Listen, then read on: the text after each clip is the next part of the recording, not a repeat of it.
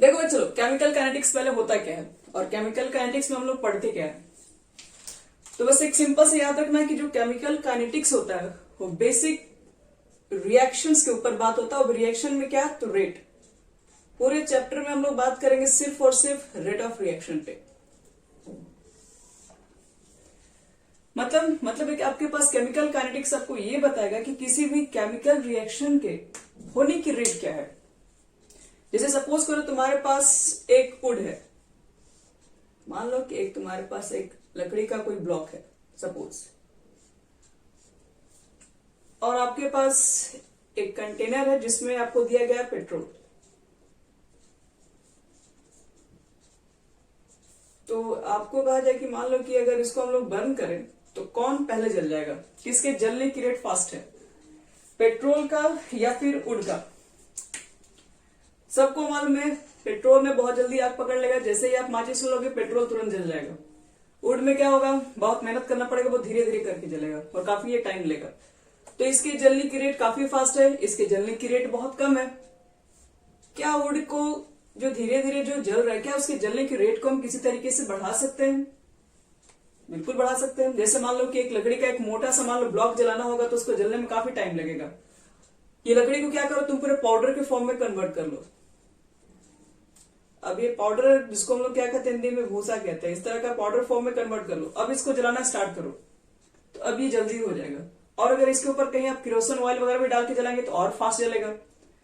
तो इसका मतलब ये है कि हम क्या पढ़ रहे हैं, हम देख रहे हैं कि कोई भी वुड आपके पास था, पेट्रोल था, इसमें दोनों को हम लोग जला दिए। जलाने के बाद देखिए कि इसमें रेट ऑफ रिएक्शन किसका फास्ट है, मतलब जलने की रेट किसकी ज्यादा है। पहले तो हम ये चीज चेक करें, इसमें पहले हम लोग रिएक्शन के अंदर रेट के बारे में पढ़ते हैं, मतलब केमिकल काइनेटिक्स में रेट ऑफ रिएक्शन के बारे में पढ़ेंगे। कोई भी एक केमिकल रिएक्शन हो सकती है। अभी तो मान लो कि मेरा रिएक्शन हम जलने के ऊपर बात करें, मेरा यहाँ पर बर्न करना इसका केमिकल रिएक्शन है, तो बर्न करना केमिकल रिएक्शन है, तो मेरा यहाँ पर रेट किसका ज्यादा है, तो पेट्रोल का ज्यादा है। अब हम क्या देख रहे हैं कि मेरे पास वुड के जलने की रेट बहुत कम है। अब इसके रेट को इंक्रीज कराने का, इसको जलाने का और भी, ताकि अच्छी तरीके से जल सके, थोड़ा फास्ट हो सके, क्या रेट ऑफ रिएक्शन को बढ़ाने का कोई तरीका है? रेट ऑफ रिएक्शन किस किस फैक्टर पर डिपेंड करता है, कैसे उसको बढ़ा सकते हैं, ये भी चीजें पढ़नी है हमको। जैसे मैं आपको क्या बताएं, मोटा सा ब्लॉक जलाओगे तो जल्दी नहीं जलेगा, लेकिन उसी को क्या करोगे, और पाउडर फॉर्म में कन्वर्ट करोगे, छोटे छोटे पार्टिकल्स के फॉर्म में कन्वर्ट करोगे तो जल्दी जल जाएगा। उसके बाद अगर और इसके ऊपर कहीं कैटलिस्ट, जैसे किरोसिन ऑयल क्या बोल रहे हैं, इसके ऊपर डाल दोगे, कैटलिस्ट का काम कर रहा है, ये थोड़ा और फास्ट जला देगा उसको। तो यानी कि पूरे चैप्टर में आपको क्या पढ़ना है, इसमें रेट ऑफ रिएक्शन के बारे में पढ़ना है। एक रिएक्शन होगा, उसका रेट कैसे फाइंड करेंगे। दूसरी बात, रेट ऑफ रिएक्शन किस किस फैक्टर पर डिपेंड करता है। आप किसी भी रिएक्शन के रेट को बढ़ाना चाहते हैं तो उसके लिए हमें क्या करना होगा, ये चीजें पढ़नी होती है। उसके बाद ये भी आपको देखना पड़ता है कि कैटलिस्ट के प्रेजेंस में कैसे रेट ऑफ रिएक्शन फास्ट हो जाता है। ये पूरी चीजों को पढ़ने के लिए बच्चे लोग केमिकल काइनेटिक्स पढ़ा जाता है। तो चलो सबसे पहले बताते हैं केमिकल काइनेटिक्स होता क्या है, इसके अंदर क्या क्या पढ़ते हैं, और उसके बाद स्टार्ट करते हैं सीधे रेट ऑफ रिएक्शन। लिखो इसके बारे में एक line, chemical kinetics. Chemical kinetics deals with rate of reaction.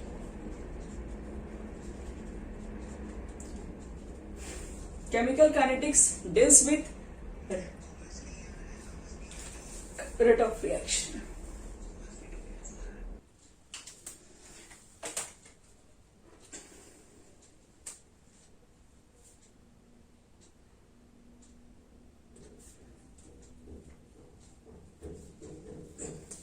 देखो बच्चों, केमिकल काइनेटिक्स में हम लोग क्या पढ़ते हैं, तो chemical kinetics deals with rate of reaction.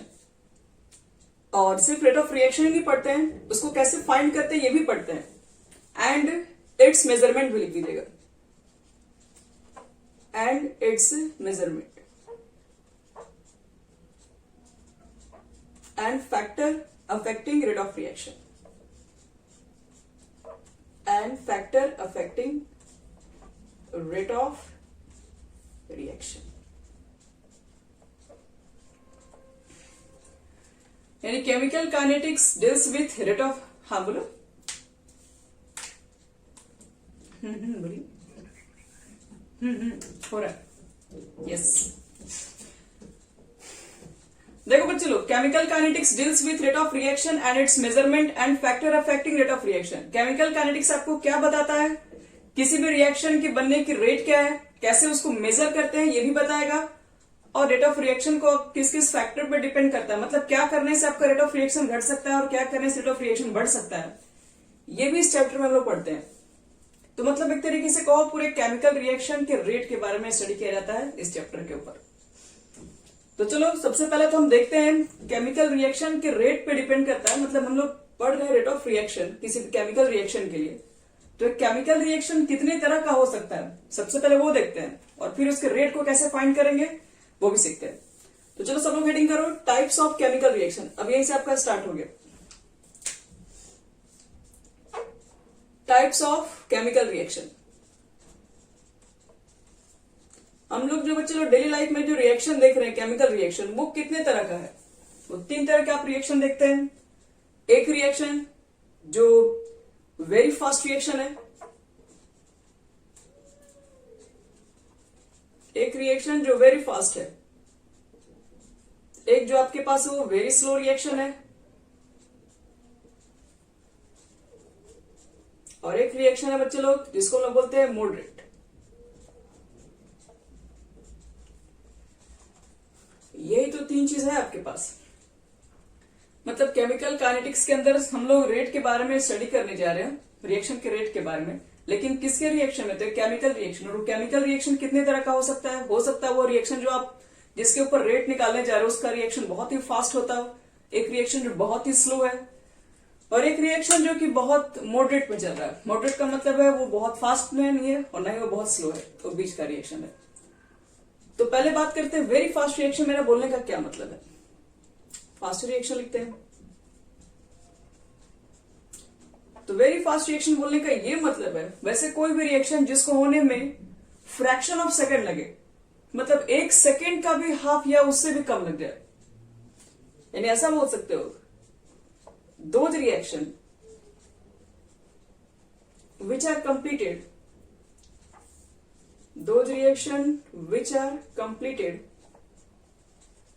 in fraction of a second,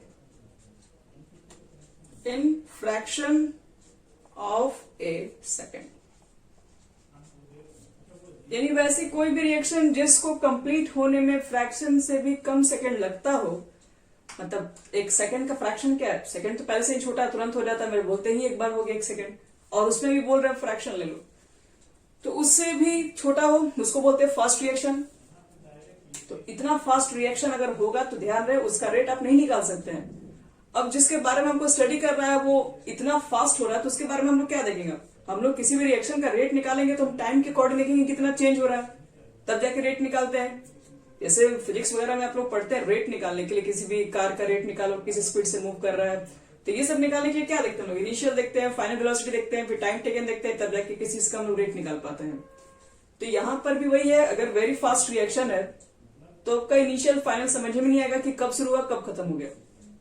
तो इसलिए वेरी फास्ट रिएक्शन का हम लोग क्या करते हैं, इसके रेट को नहीं निकाल पाते हैं क्योंकि बहुत फास्ट रिएक्शन है। और इसमें ज्यादातर जो आपके पास रिएक्शन होगा वो एसिड प्लस बेस का रिएक्शन ले लो,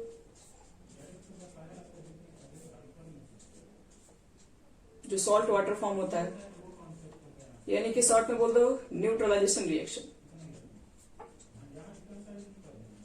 तो ये सब के बारे में हमें स्टडी नहीं करना है वेरी फास्ट रिएक्शन के ऊपर, क्योंकि वेरी फास्ट रिएक्शन में ऑब्जर्व करना बहुत मुश्किल है। अब देखो वेरी स्लो रिएक्शन क्या होगा।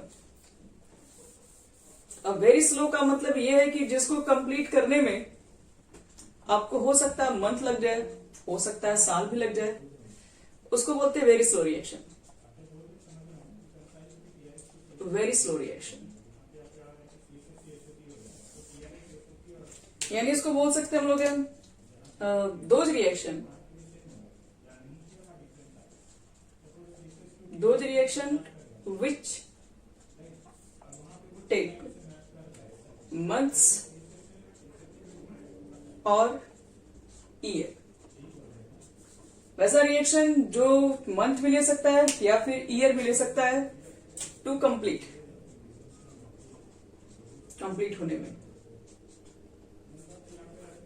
एक ऐसा रिएक्शन जिसको होने में आपके पास मंथ या ईयर लग जाए कंप्लीट होने में, तो उस तरह का रिएक्शन वेरी स्लो रिएक्शन है। और इस तरह के रिएक्शन का भी रेट हम लोग क्यों निकालेंगे? अब जिसको ऑब्जर्व करने में हमको साल भर लग जा रहा है तो उसमें उसको हम लोग नहीं फाइंड करते। इसके अंदर मतलब केमिकल काइनेटिक्स के चैप्टर में नहीं पढ़ना। यानी कि अगर एग्जांपल लिया जाए कि ऐसा क्या रिएक्शन है जिसमें मंथ भी लग सकता है, ईयर भी लग सकता है, तो केमिकल में एक ऐसा रिएक्शन है जिसमें लगभग कॉमन एग्जांपल है, सबको मालूम है, रस्टिंग ऑफ आयरन। आयरन को बच्चे लोग रस्ट होने में मंथ से कहीं ज्यादा लग सकता है। अब रस्टिंग ऑफ आयरन का रेट क्या है ये कोई नहीं बता सकता है, क्योंकि एक दिन में तो होता नहीं और ये कब हो जाए ये भी कोई एग्जैक्ट नहीं बता सकता है, कितने टाइम के बाद होगा ही रस्ट हमेशा। तो ये बहुत स्लो रिएक्शन है। ये स्लो रिएक्शन का हम लोग रेट फाइंड यहाँ पे नहीं कर पाते हैं। यानी कि आप ना बहुत फास्ट रिएक्शन के बारे में पढ़ेंगे यहाँ पे, ना बहुत स्लो रिएक्शन के बारे में पढ़ेंगे। आप जो रेट पढ़ेंगे वो किसका निकालने के लिए पढ़ोगे, तो एक मॉडरेट रिएक्शन होगा। तो चलो बात करते हैं मॉडरेट रिएक्शन पे, और उसके बाद उसके रेट को कैसे फाइंड करेंगे वो भी आपको बताएंगे।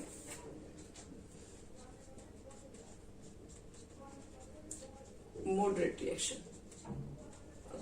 इतना तो समझ में आ गया होगा मॉडरेट रिएक्शन अब है क्या यहाँ। तो लिखेंगे those reaction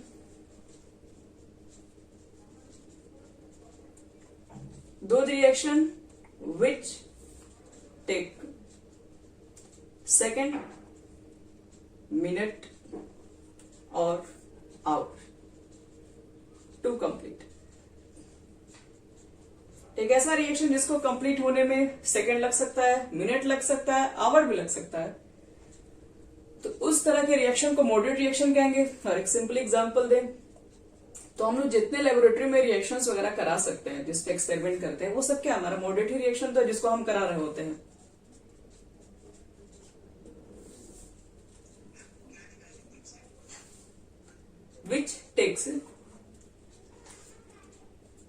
which takes second, minute और hours to complete।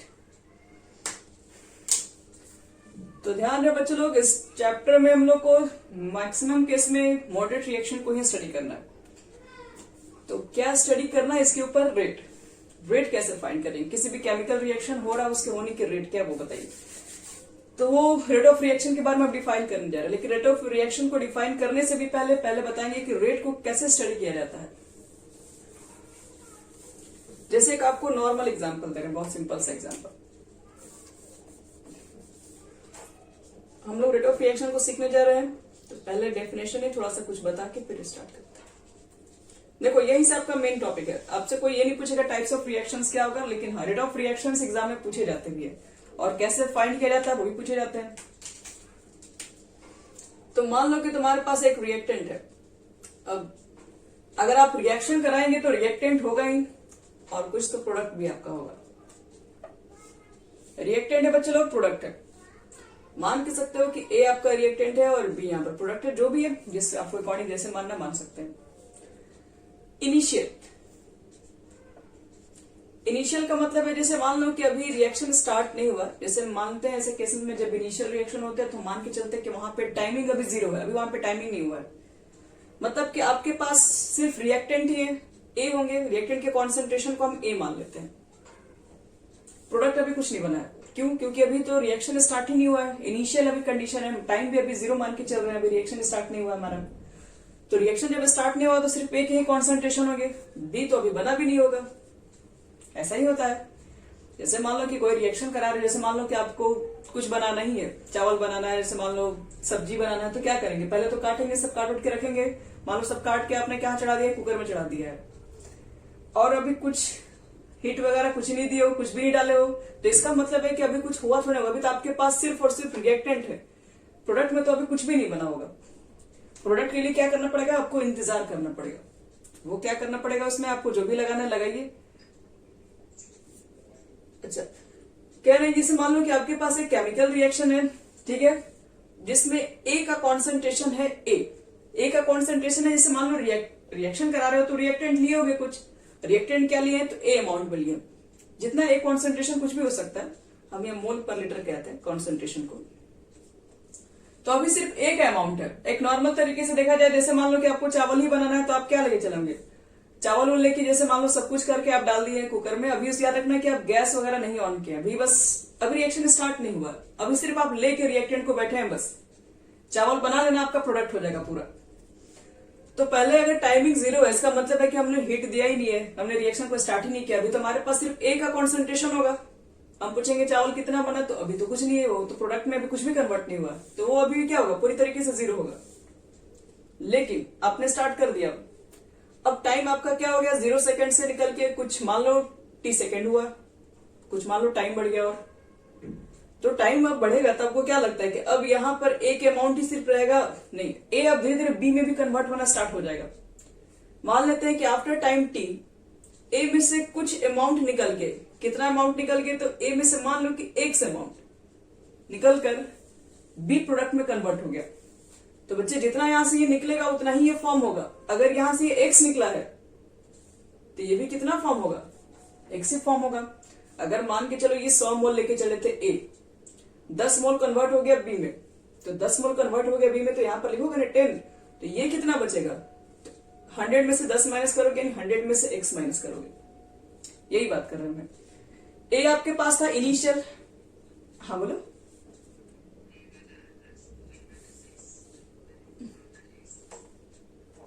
ये बता रहे हैं जैसे कि सिंपल से ऐसे समझो, जैसे मान लो कि 100 मोल अभी है मेरे पास, तो अभी ये तो बी बना ही नहीं है, अभी रिएक्शन स्टार्ट ही नहीं है, बिल्कुल भी है। लेकिन जब रिएक्शन स्टार्ट करोगे तो जाहिर सी बात है ना, कुछ चावल आपके पास पकने लगेंगे जो कि बी में कन्वर्ट होने लगेंगे। अब मान के चलते हैं कि 10 सेकंड के बाद, 20 सेकंड के बाद 20 जो आपके पास जो भी आप राइस लिए होंगे वो कन्वर्ट हो गए होंगे, क्या पक गए होंगे, बी में कन्वर्ट हो गए होंगे। तो इसका मतलब फिर एक अमाउंट कितना बचा हुआ, कैसे निकालोगे, तो ये बने हैं 20, तो इसका मतलब है कि ये कितने बचे होंगे, तो ये 100 टोटल पहले थे, अब इसमें से 20 निकालोगे तो अब हाँ, तो ये होंगे 80 और ये होंगे 20 हो जाएंगे। फिर कुछ समय के बाद फिर देखोगे, फिर इसमें बी में कुछ कन्वर्ट होगा, मान के चलो फिर इसमें से 30 पार्ट इसमें फिर कन्वर्ट हो गए, तो इसमें से 30 माइनस करोगे, उधर 30 ऐड करोगे, क्योंकि ये बन रहा है, ये धीरे धीरे कम होते चला जाएगा।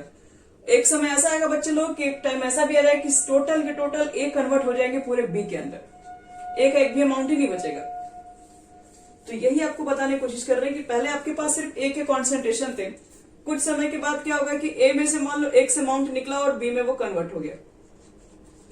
इसी तरीके से टाइम टू टाइम फिर कुछ और निकलेगा, फिर वही बनेगा, फिर कुछ और निकलेगा, फिर वही बनेगा, और एक टाइम ऐसा आ जाएगा, वो टाइम हम मान लेते हैं, अभी तो फिलहाल नहीं पता, तो हम इनफाइनाइट टाइम मान ले रहे हैं। एक समय के बाद ऐसा होगा कि ए का कॉन्सेंट्रेशन पूरी तरीके से 0, क्योंकि अब रिएक्टेंट कंप्लीट आपका खत्म हो गया, वो सब कन्वर्ट हो गया होगा, अब तो पूरी तरीके से आपका चावल बन गया, पूरी तरह से प्रोडक्ट में कन्वर्ट हो गया। जब ये पूरी तरीके से प्रोडक्ट में कन्वर्ट हो गया तो इस यहां पर कितना लिखा जाए, तो जितना आपका एक अमाउंट रहा होगा आप इतना ही लेके चले थे और इतना ही पूरा बन जाएगा यहाँ पे। अब तो इसी को थोड़ा ध्यान से ऑब्जर्व करके हम लिखेंगे रेट ऑफ रिएक्शन क्या होता है। देखो इनिशियल में क्या था, एक अमाउंट ज्यादा था, प्रोडक्ट का अमाउंट क्या था, 0 था। टाइम टू टाइम ये क्या होता है, रिएक्टेंट के अमाउंट देखो कम होता है। अब प्रोडक्ट का अमाउंट पहले 0 था, लेकिन टाइम टू टाइम इसकी अमाउंट क्या होता है, इंक्रीज होता है, और फाइनली यहाँ पर ए आके पहुंच गया, मतलब टोटल प्रोडक्ट अब कन्वर्ट हो चुका है। तो इसका मतलब है कि अगर मुझे रेट ऑफ रिएक्शन निकालना होगा तो हम लोग क्या देखते हैं कि कॉन्सेंट्रेशन में कितना चेंजिंग आ रहा है। पहले ए था, ए माइनस एक्स है, फिर ए माइनस 2x है, माइनस 3x ऐसे करते करते कम होते चला जा रहा है। प्रोडक्ट का कॉन्सेंट्रेशन देख रहे हो धीरे धीरे समय के साथ ये बढ़ रहा है। तो रेट ऑफ रिएक्शन का मतलब ये होता है कि कॉन्सेंट्रेशन में कितना चेंजिंग आ रहा है और कितने टाइम के रिस्पेक्ट में, इसी को कहते हैं रेट ऑफ रिएक्शन। अब इस सारी चीजों को हम देखें, अगर हम रेट ऑफ रिएक्शन लिखें या फिर इसको डिफाइन करें तो रेट ऑफ रिएक्शन देखो क्या होता है, पहले ये हेडिंग लिखा रहे। तो rate of reaction is equal to होता है change in concentration of reactant और प्रोडक्ट। आप या रिएक्टेंट को देख लो या प्रोडक्ट को देख लो, और with respect to time, time के रिस्पेक्ट में। शॉर्ट में लिख रहे हैं ROR, आप पूरा लिखेगा rate of reaction is equal to, इसको लिखते हैं हम लोग डेफिनेशन में चेंज इन कॉन्सेंट्रेशन। जो कॉन्सेंट्रेशन में जो चेंजिंग आ रही है, चेंज इन कॉन्सेंट्रेशन, कॉन्सेंट्रेशन में किसका किसका चेंज हो रहा है, तो रिएक्टेंट का भी चेंज हो रहा है, प्रोडक्ट का भी चेंज हो रहा है। तो change in concentration either reactant भी लिख सकते हो और प्रोडक्ट भी लिख सकते हो, ऑफ रिएक्टेंट और product. Change in concentration reactant भी लिख सकते हैं, प्रोडक्ट भी लिख सकते हैं, और with respect to time, with respect to time is called rate of reaction। यानी rate of reaction is defined as the change in concentration of reactant और product with respect to time is called rate of reaction. यानी time के respect में जो भी concentration में जो changing आती है उसी को बोलते हैं क्या? अच्छा कोई बात नहीं, वो रिकॉर्डिंग हो गया है, उसमें आ जाएगा। देखो बच्चे लोग, यहीं पे हम लिखवा रहे हैं डेफिनेशन खैर हो चुका है, हम फॉर्मूला लिखवा रहे हैं। चेंज इन कॉन्सेंट्रेशन किसका? तो रिएक्टेंट का भी या फिर प्रोडक्ट का भी, और टाइम टेकन लिख देना। चलो ये लिख लो।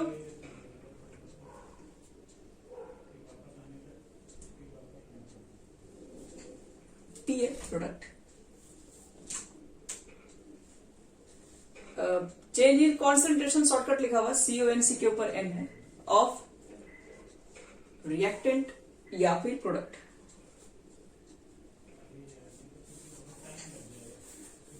देखो बच्चे लोग, change in concentration of reactant and product, और यहीं पर आपको एक चीज और भी बताना चाहेंगे। जब आप रेट ऑफ रिएक्शन निकालने जा रहे हैं तो रिएक्टेंट के ऊपर ही बात होता है, प्रोडक्ट के ऊपर ही बात होता है। लेकिन जब भी रिएक्टेंट के ऊपर बात होता है तो आप देखते हैं कि कॉन्सेंट्रेशन टाइम टू टाइम क्या होता है? डिक्रीज होता है रिएक्टेंट के कॉन्सेंट्रेशन कम होते चले जाते हैं, अब प्रोडक्ट के कॉन्सेंट्रेशन इंक्रीज हो जाते हैं। यानी कि इसी डेफिनेशन को ऐसे भी लिख सकते हैं, डिक्रीजिंग कॉन्सेंट्रेशन ऑफ रिएक्टेंट बटे में क्या लिखोगे? Time taken.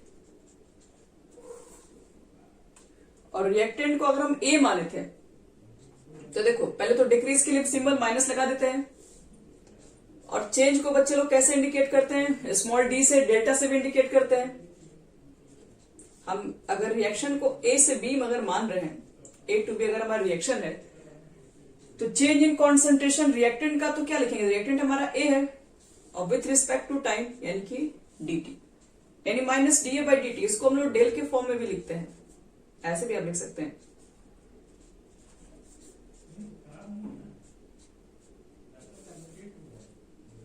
ये हो गया आपका।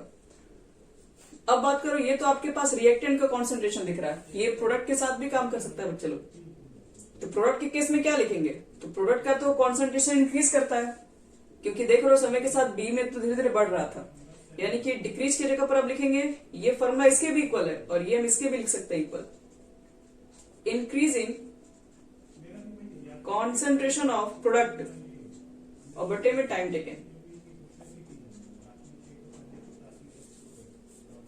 तो increase in concentration of product, यानी कि प्रोडक्ट आपका बी है, इंक्रीज हो गया तो बच्चे लोग आपको पॉजिटिव दिखाना है बस।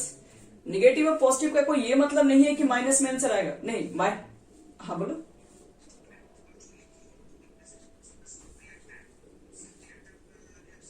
हाँ, ये सिर्फ रिएक्टेंट के पार्ट को लिखा गया, ए के पार्ट को लिखा है। और increase in concentration of product बोलोगे तो प्रोडक्ट में तो आपका बी है, तो डी। और इसको बच्चे लोग, ये जो लिखा गया ना, ये क्या है? ये कॉन्सेंट्रेशन को इंडिकेट करता है। ये जो ब्रैकेट आपको दिख रहा है, इसको एक्टिव मास भी बोलते हैं, इसको कॉन्सेंट्रेशन भी बोलते हैं, और इसको डेल से भी कहते हैं, एक्टिव मास। इसी को एक्टिव मास बोलो, कॉन्सेंट्रेशन बोलो, मोलैरिटी बोलो, सब एक ही होता है।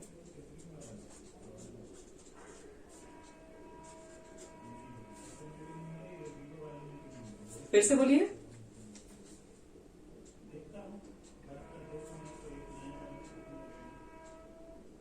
हाँ, decrease in concentration of reactant time taken, ये जो आपके पास बता रहे हैं ये सिर्फ रिएक्टेंट के कंडीशन में बता रहे हैं। जितने रिएक्टेंट होंगे वो क्या होंगे? डिक्रीज के फॉर्म में लिखे जाएंगे। मतलब डिक्रीज कहने का मतलब है कि आपको देखो फॉर्मूला क्या लिखवा है, चेंज इन कॉन्सेंट्रेशन, और कॉन्सेंट्रेशन को देखो ये रिप्रेजेंट करते हैं। चेंज का मतलब क्या हो गया? डी का मतलब है स्मॉल चेंज, बहुत बड़ा चेंज नहीं है। टाइम धीरे धीरे हम लोग काउंट कर रहे हैं तो धीरे धीरे स्मॉल चेंज को कैलकुलेट कर रहे हैं। तो यही आपके पास डी चेंज को रिप्रेजेंट कर रहा है, ए कॉन्सेंट्रेशन को रिप्रेजेंट कर रहा है, वही change in concentration of reactant लिखा हुआ है। और उसके रिस्पेक्ट में जो टाइम में जो चेंजिंग आ रही है उसको dt दिख रहा है। और यहाँ पर आपके पास डेल्टा, आप स्मॉल चेंज को डेल्टा से भी इंडिकेट करते होंगे, पढ़े होंगे आप लोग ये, और बटे में डेल्टा टी। देख लो, तो ये सबको क्लियर हो गया यहाँ तक?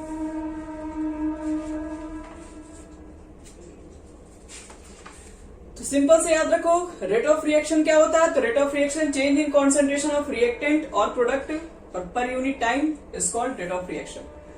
Or rate of reaction is also equal to the decrease in concentration of reactant per unit time or also equal to the increase in concentration of product per unit time. ये तीनों equal आपस में हो गया. और हम यहीं पर आपसे पूछ ले रहे हैं कि रेट ऑफ रिएक्शन के लिए एसआई यूनिट क्या लिखेंगे. मान लो कि हमने निकाल तो दिया आंसर, उसके लिए कुछ यूनिट भी लिखना पड़ेगा. तो फॉर्मूला देखो कि रेट ऑफ रिएक्शन का हम फॉर्मूला पर लिखते क्या है. तो चेंज इन कॉन्सेंट्रेशन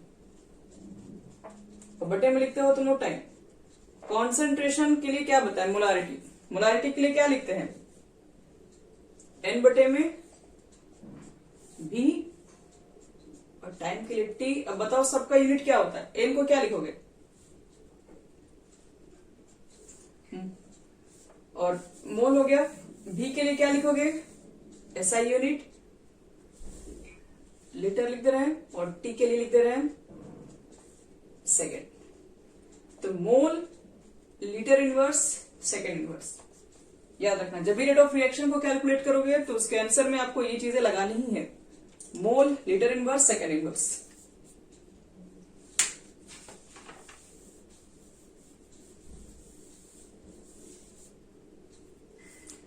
चलिए इसमें आपको ये चीजें भी और भी बताना हमको है.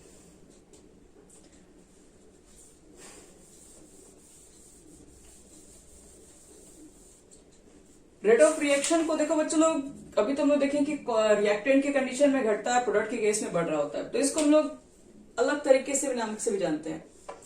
जैसे रेट ऑफ रिएक्शन को देखा जाए तो इसको रेट ऑफ डिसअपियरेंस,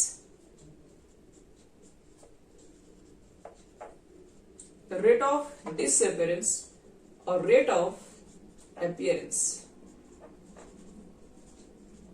अपीयरेंस बोले तो फॉर्मेशन.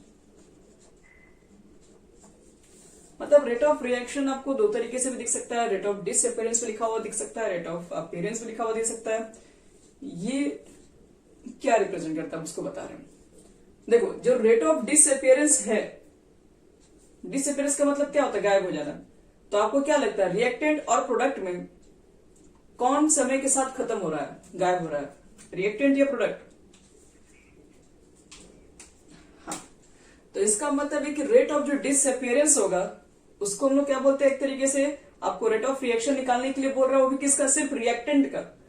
जब क्वेश्चन में बोल रहा है कि रेट ऑफ डिसअपियरेंस निकालो तो इसका मतलब है कि आपको सिर्फ रिएक्टेंट का कॉन्सेंट्रेशन पूछ रहा है. उसका आप रेट बताओ. रिएक्शन के कॉन्सेंट्रेशन, सॉरी रिएक्शन में आपको रिएक्टेंट के रेट के बारे में पूछा जा रहा है. हमको प्रोडक्ट को दिखाने की कोई जरूरत नहीं है जब डिसअपियरेंस लिख दिया तब. और रेट ऑफ अपीयरेंस का मतलब हुआ कि प्रकट होना, यानी कि अपीयर होना, बनना, या फॉर्मेशन में लिख सकते हैं.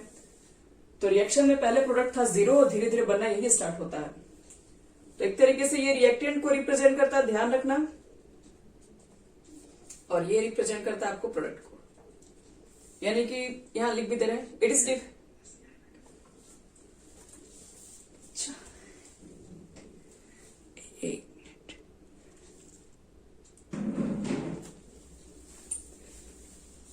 यहां देखो बच्चों, रेट ऑफ डिसअपियरेंस किसके लिए डिफाइन होता है? तो it is defined for reactant.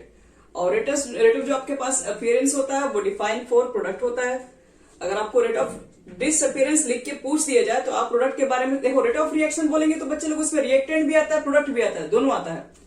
लेकिन जब रेट ऑफ डिसअपियरेंस बोल दिया इसका मतलब है कि आपको सिर्फ और सिर्फ रिएक्टेंट के लिए कहा जा रहा है. यानी कि एक लाइन हम लिख भी दे रहे हैं कि rate of disappearance equal to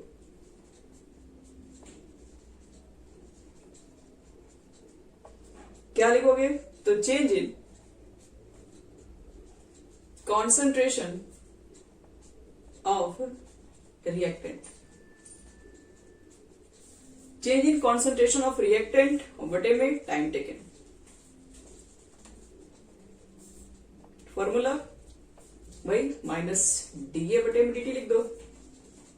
अगर आपका रिएक्शन ए रहा तब मतलब मान के चलो कि एक रिएक्शन ले लेते हैं ए टू बी. याद रखना minus D A by D T को ही सिर्फ बोलते हैं और कुछ भी नहीं. रेट ऑफ डिसअपियरेंस हो गया तो minus D A by D T को ही कहा जाता है रेट ऑफ डिसअपियरेंस. उसी तरीके से अगर आपसे कहा जाए कि रेट ऑफ फॉर्मेशन बताओ, तो रेट ऑफ फॉर्मेशन या अपीयरेंस पूछ दिया तो इसका मतलब है कि आपको सिर्फ प्रोडक्ट के बारे में पूछ रहा है, आप उसके में रिएक्टेंट के बारे में नहीं बोल सकते हैं, और वो भी dB/dt और भी पॉजिटिव। ये चेंज ऑफ कॉन्सेंट्रेशन प्रोडक्ट बटे में टाइम टेकन।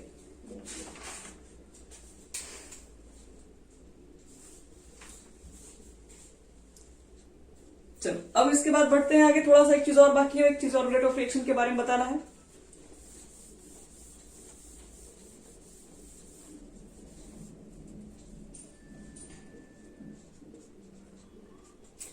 एक चीज लिखो, rate of reaction is always defined for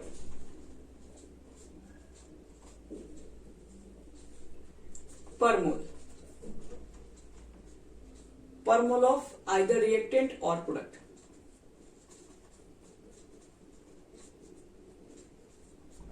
ये बातें बच्चों लोग सबसे बड़ी रेट ऑफ रिएक्शन के अंदर।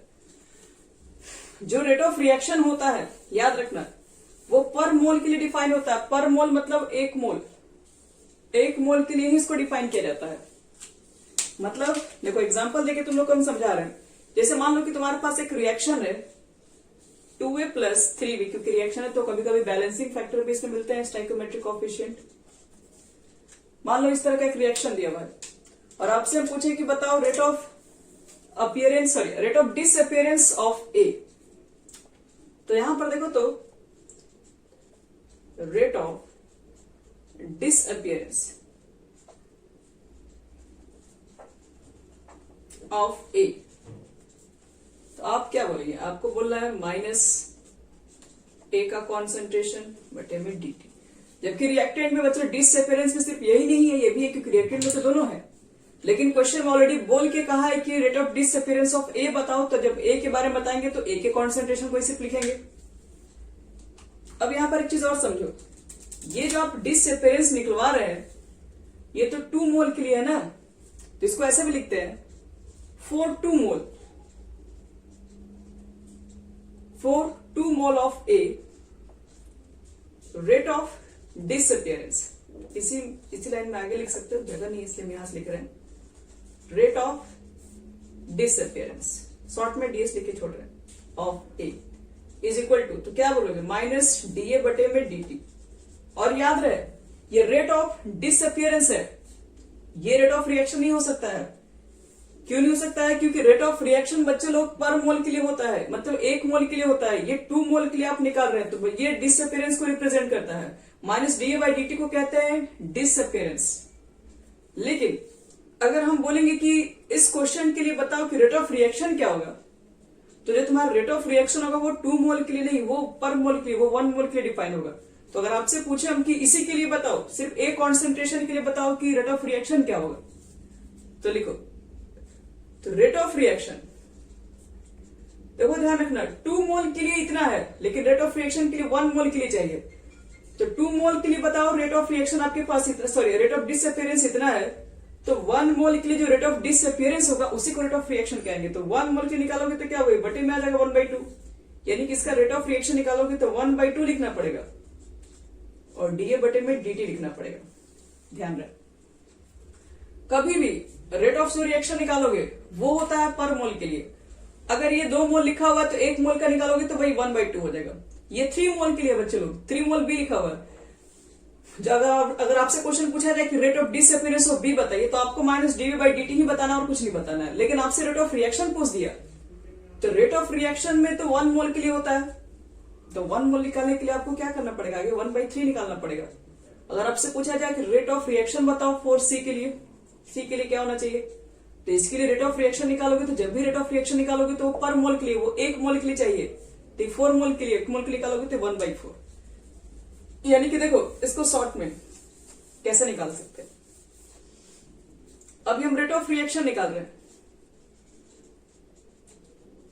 तो रेट ऑफ रिएक्शन जो हम निकाल रहे हैं ए के लिए वो कितना है, 1 मोल के लिए निकाल रहे हो इसका, तो -1/2 लिखोगे, dA/dt लिखोगे। फिर रेट ऑफ रिएक्शन निकाल रहे हो किसके लिए, बी के लिए, बैलेंसिंग कितना किया गया 3 से, तो 1 मोल के लिए चाहिए, 3 मोल के लिए चाहिए, तो dV/dt लिखोगे। C के लिए निकालना है, माइनस लगाना पड़ेगा क्योंकि रिएक्टेंट है ना। रेट ऑफ रिएक्शन निकालोगे तो रेट ऑफ रिएक्शन किसके लिए निकाल रहे हो, प्रोडक्ट के लिए निकाल रहे हो, वो भी रेट ऑफ रिएक्शन जब भी निकालते हो तो 1 मोल के लिए चाहिए होगा, तो यहाँ पर पहले 1/4 लगाना पड़ेगा dC/dt। तो देखो ये सब के सब रेट ऑफ रिएक्शन को ही रिप्रेजेंट कर रहा है। इसका मतलब है कि रेट ऑफ जो रिएक्शन है ये तीनों आपस में इक्वल कर देगा, ये सब आपस में इक्वल होते हैं। बोलो।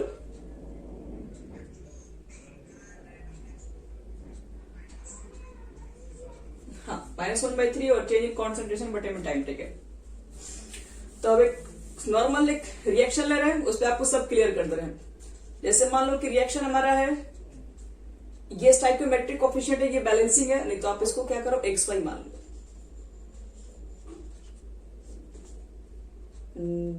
C लिख दे रहे हैं, यहां पर Z लिख दे रहे हैं, बस अभी XYZ ही रखते हैं। चलो, इसके लिए अगर मुझे रेट ऑफ रिएक्शन निकालना है, ध्यान है रेट ऑफ डिसअपीयरेंस और रेट ऑफ रिएक्शन में थोड़ा सा अंतर है। अगर हम पूछेंगे कि rate of disappearance of A बताओ, तो इसका मतलब है कि आपको क्या निकालना है, dA/dt निकालना है बस। लेकिन अगर आपसे पूछे कि रेट ऑफ रिएक्शन बताओ, तो रेट ऑफ रिएक्शन ना पर मोल के लिए होता है, 1 मोल के लिए चाहिए बस। तो वो किसके इक्वल होगा, तो पहले आप A के लिए निकालो, तो यहां पर जो भी लिखा रहेगा उसको, वो तो X मोल के लिए ना, 1 मोल के लिए निकालोगे तो ये 1/x आ जाएगा। और दूसरी बात, ये रिएक्टेंट के लिए लिख रहे हो तो माइनस लिखना पड़ेगा dA/dt। और ये वैल्यू भी इक्वल होगा किसके, इसके, क्योंकि वो भी रेट ऑफ रिएक्शन को उसी तरीके से निकाला जाता है। ये बैलेंसिंग है, नीचे लेके आओ, क्योंकि हमको 1 मोल के लिए चाहिए। दूसरी बात, रिएक्टेंट है तो माइनस में, और फिर चेंज इन कॉन्सेंट्रेशन बटे में टाइम टेकन, इसी से तो रेट निकलता है। ये बच्चे प्रोडक्ट है, तो प्रोडक्ट का वैल्यू तो पहले तो 1 मोल के लाओगे तो 1/z हो जाएगा, और वैल्यू को लिखते हैं पॉजिटिव। तो इस तरीके से एक रेट ऑफ रिएक्शंस को लिख सकते हैं हम लोग। एक आपके पास केमिकल रिएक्शन दिया रहेगा तो रेट ऑफ रिएक्शन को ऐसे निकाल सकते हैं। तो देखो एक क्वेश्चन भी दे रहे हैं, आप लोग बताइएगा उसका रेट ऑफ रिएक्शंस कितना होगा। जैसे मान लो कि 4NH3 है और 5O2 है, रिएक्शन के बाद 4NO है, 6H2O है। देखो और क्वेश्चन में क्या क्या वो भी हम देख रहे हैं। Concentration of NH3 changes from 0.2 molar to 0.02 molar in 5 minutes। तो देखो कैलकुलेट क्या करना है। Calculate first rate of reaction, second कह रहा है rate of disappearance of O2, rate of disappearance O2। इसको क्यों ध्यान समझना, अच्छे समझ में आ गया तो आपसे क्वेश्चन बन जाएगा इससे हमेशा, और बहुत आसान न्यूमेरिकल होता है। Rate of appearance of NO। चलो देखो ध्यान से बना रहे हैं, ध्यान से इसको समझना एकदम।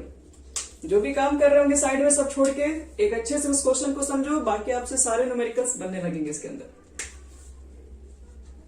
देखो बच्चे लोग ध्यान से इसमें सबसे पहले बताओ, ये गिवन चीज है, इसके लिए रेट ऑफ रिएक्शन कितना लिख सकते हैं। जैसे अभी कुछ देर पहले बताए थे कि रिएक्शन था, तो उसके लिए पहले रेट ऑफ रिएक्शन लिखना सीखो।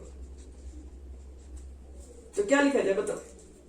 हाँ, -1/4, चलो वेरी गुड। फिर इज इक्वल टू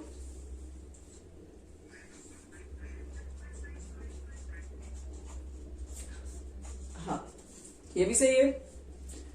फिर आगे बोलिए इसके बाद क्या लिखा जाए।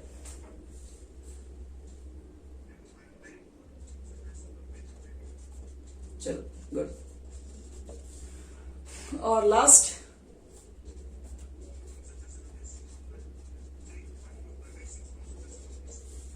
dt। ठीक है बच्चों लोग, ये तुम्हारा निकल गया रेट ऑफ रिएक्शन, और इसके बारे में क्वेश्चन में पूछ भी नहीं रहा था, मतलब ये पूछ नहीं रहा था, लेकिन हमें ये सबसे पहले आना चाहिए निकालने। अब उसके बाद जो कह रहा है क्वेश्चन पढ़ लीजिए, उसके बाद सब कुछ निकाल सकते हैं आप। कह रहा है कि कॉन्सेंट्रेशन ऑफ NH3 चेंज हो रहा है, मतलब वही रिएक्शन NH3 का कॉन्सेंट्रेशन 0.2 था और 0.2 से 0.002 हो गया 5 मिनट के अंदर। तो बताओ रेट ऑफ रिएक्शंस कितना होगा इसका। तो पहले हम लोग क्या करते हैं, चेंज इन कॉन्सेंट्रेशन निकाल ही लेते हैं कि NH3 का कॉन्सेंट्रेशन में कितना चेंजिंग है। और इसको ध्यान रखिएगा ये आपस में इक्वल है, इसलिए अभी इसको मिटा रहे हैं। यहां तक पहले नोट कर लो सब लोग, क्योंकि इसी को देख के हम लोग एक दूसरे से निकाल पाएंगे। यहां तक हो गया।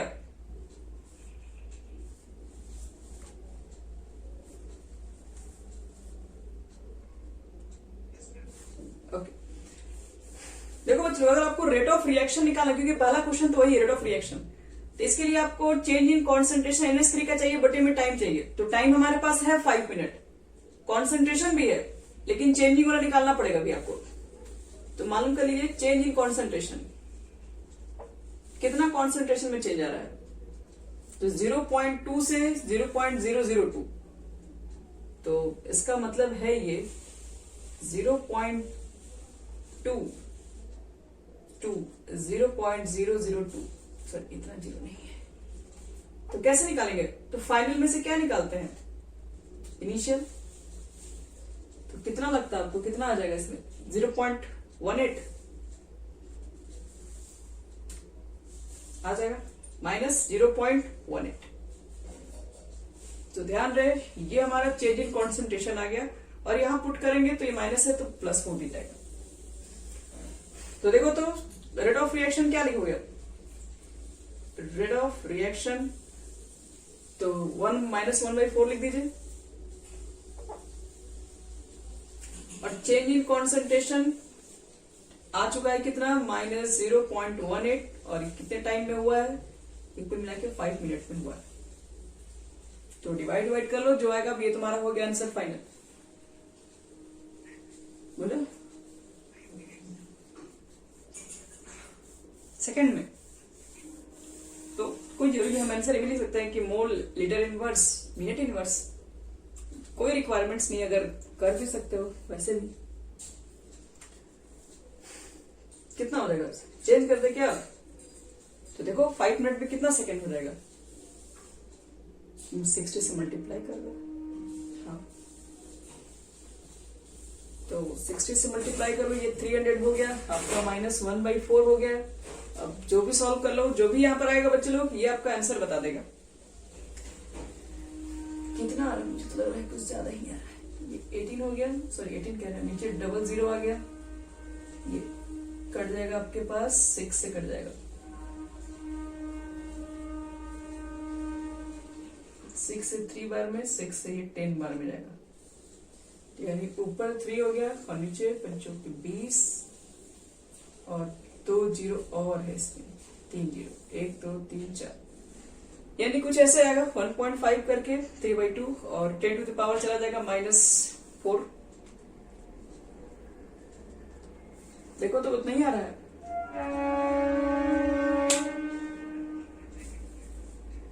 हाँ वही हो जाएगा, रेट ऑफ रिएक्शन उतना ही आ जाएगा। आप कैलकुलेशन कर सकते हो, वही आएगा आपके पास।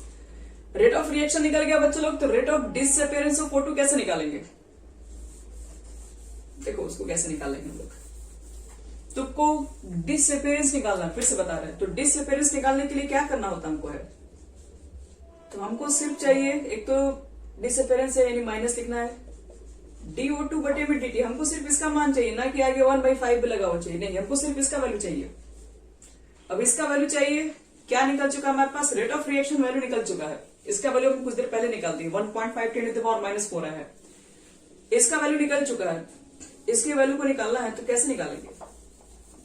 तो अभी कुछ देर पहले बच्चे लोग आपको बताए थे कि रेट ऑफ रिएक्शन में चारों वैल्यू को इक्वल करवाए थे हम, जिसमें से एक वैल्यू कितना था, -1/5 DO2 बटे में DT था कि नहीं, रेट ऑफ रिएक्शन के इक्वल।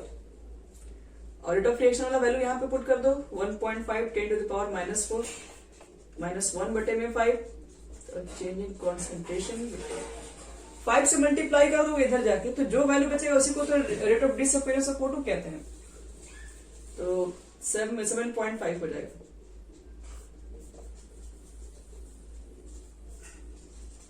तो लिख सकते हो कि rate of disappearance of O2 is equal to 7.5 into 10 to the power -4। और उसी तरीके से अगर आपको निकालना rate of appearance of NO, तो NO यहां पर है और रेट ऑफ रिएक्शन किसके इक्वल था, 1/4 DNO बटे में DT के इक्वल था। और तुमको ये निकालना है सर ये, क्योंकि अपीयरेंस करके पूछा है तो हमें 1/4 से कोई मतलब नहीं, 1/4 को हटाना पड़ेगा से। तो इसके वैल्यू को फिर से यहां रखो, 4 से मल्टीप्लाई कर दो तो रेट ऑफ अपीयरेंस निकल जाएगा।